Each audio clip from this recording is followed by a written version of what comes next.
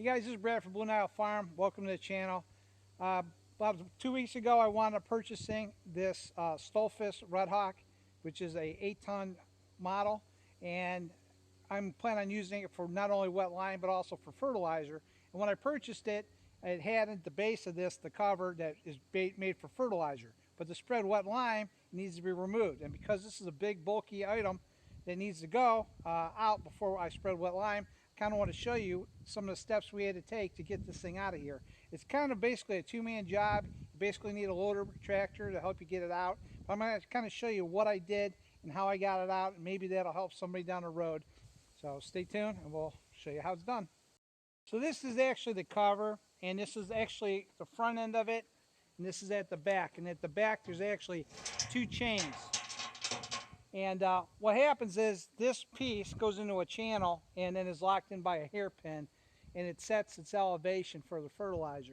The back has two chains, and both chains are pulled in and they're kind of tied into a slot chain holder on both sides.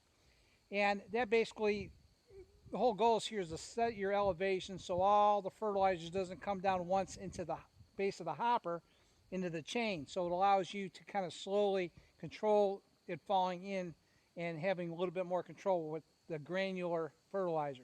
The downfall is with wet lime, all it is going to do is bind on you. So you don't want to have this in, so you have to get it out.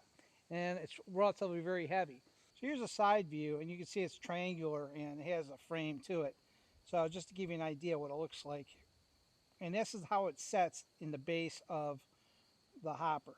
When you look inside from the back end of the machine, there's just a 24-inch gap as far as the chain goes, and that hopper actually straddles the chain. So it actually sits on the side of the rails there. And you definitely don't want it to fall in or any sharp objects falling down, because underneath the chain is the poly floor. And that poly floor obviously is brittle because it is plastic.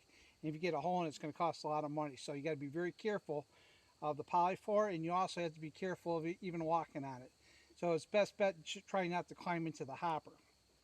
So the issue is when you're looking down into the hopper, you can clearly see the poly floor, and this bar that comes across here is the biggest problem. So we removed this bar with there's two bolts on each side, and we removed the bar, and that allowed us to actually lift it straight out of here. You know, other options are to try to kind of lift it up and go underneath the bar, but I think it's a bigger pain in the butt to do. I think it was a lot easier to remove the bar and then completely lift it out of here, and it made a big difference for us. Now when you're looking, and I was talking about the slat in the front, right here you can see the grooves, and this is where the front piece actually kind of locks in, and there's like a hairpin that goes through it. At least that is what I found that it came with, but you can use pretty much anything to lock it into place, and that's just a height adjustment. And then when you look in the back end, you'll see on the sidewall there's chain hooks, and there are two of them, one on each side, and that's what holds the back end up to adjust your height, is the chain. But when you do wet lime, because you want the wet lime to actually go down to the bottom of the poly floor, the last thing you need to do is have anything kind of in your way, especially with wet lime and clumps, and all it would do is cause you problems. So you have to, it's a must, remove the cover.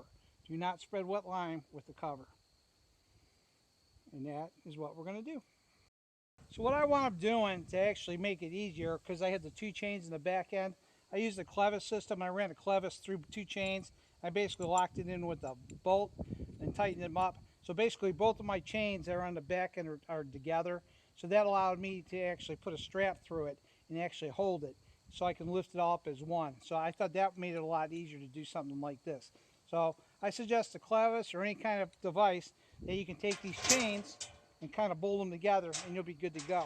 So another thing, on my farm, I like going to Harbor Freight because they're cheap. And secondly, I love these straps they sell at Harbor Freight. They're like $6.99, not even on sale.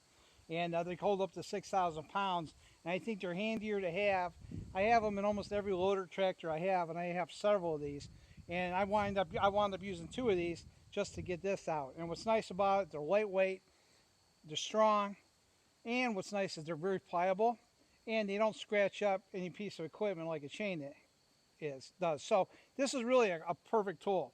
So let me show you what we wound up doing just to kind of lock this thing in. So here's the two chains tied into the clevis.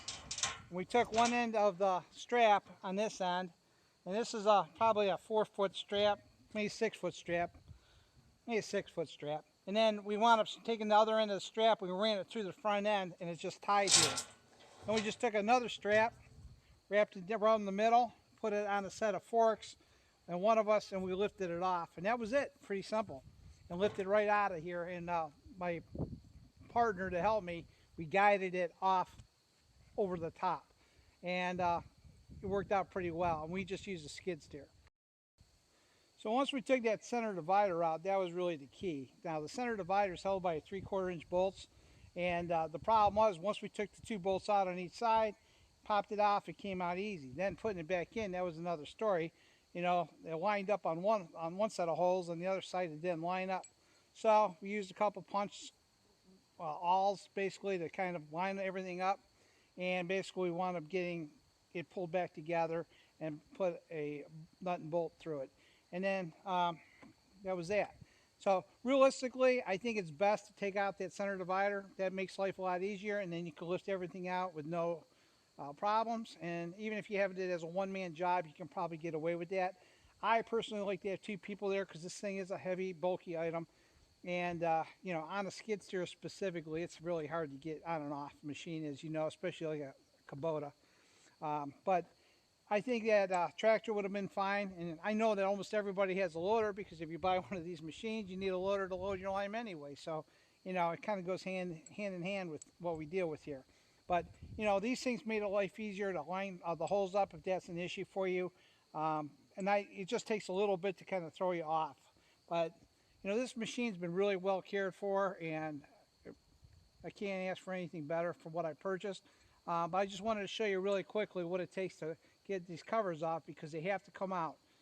It's just a guaranteed thing. If you left it in here with wet lime, you're going to have nothing but problems. So do yourself a favor, take it out, and that's one of the easiest things to do. So I wound up talking to Stolfus, and I talked to one of their representatives, and I was asking a lot of questions about the unit that I purchased. But the topic came out about the cover. And I asked about the cover and if it's a hinge thing, and he says, no, traditionally all their covers are a big heavy piece that, you know, you're going to be having to muscle in and out.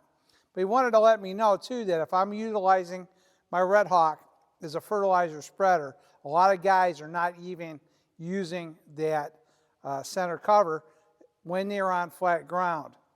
He says if you're on hilly ground and you're running the fertilizer spreader, he says that it really needs to be in there. But if you are on flat ground, it's in your best interest probably to take it out and don't even worry about it. And a lot of guys run it that way and they don't have any problems. So I wanted to pass that on because I thought that's an important tidbit, and then you don't have to go and take this on and off. For me, I'm on flat ground, and guess what? I'm not going to put it in there, and I'll probably run it as a fertilizer spreader without it. So I just wanted to let you guys know, if you are battling this all the time, maybe you don't even need it if your ground is flat.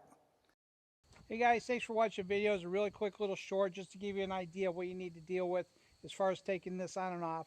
You know, it may apply to you, it may not, but I want you to be aware of it. If you are dealing with wet lime and you are using a Stoltzfus Redhawk, you know, getting that cover up is not that simple to just pick up and do it yourself.